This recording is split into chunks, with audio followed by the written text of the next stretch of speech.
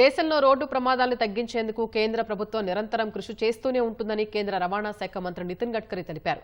తాను కూడా రోడ్డు ప్రమాదంలో బాధితుడేనని చెప్పారు. మహారాష్ట్రలో ప్రతిపక్ష నేతగా ఉన్న సమయంలో తనకు యాక్సిడెంట్ అయ్యి కాలు విరిగిందని గుర్తు చేశారు. అందుకే ఈ అంశం తనకు చాలా సున్నితమైందని పేర్కొన్నారు. ప్రయాణాల్లో నిర్లక్ష్యం కారణంగా ఎంతో మంది ప్రాణాలు కోల్పోతున్నారని వెల్లడించారు.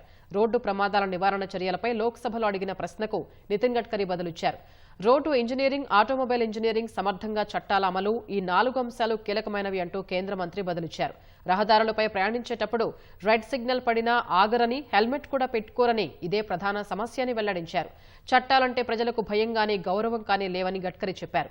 ఏటా రోడ్డు ప్రమాదాల్లో 1.68 లక్షల మంది ప్రాణాలు కోల్పోతున్నారని వెల్లడించారు. హెల్మెట్ ధరించని కారణంగా ఏటా కనీసం 30,000 మంది మరణిస్తున్నట్లు నివేదికలు చెబుతున్నాయని గడ్కరీ వివరించారు. మీడియా, ప్రజాప్రతినిధులు, సమాజం నుంచి సహకారం లేకుండా వీటిని తగ్గించడం సాధ్యం కాదని గడ్కరీ వెల్లడించారు. ఈ అంశంపై లోక్సభలో ప్రత్యేక చర్చ పెట్టాలని ఈ సందర్భంగా గడ్కరీ స్పీకర్ను కోరారు.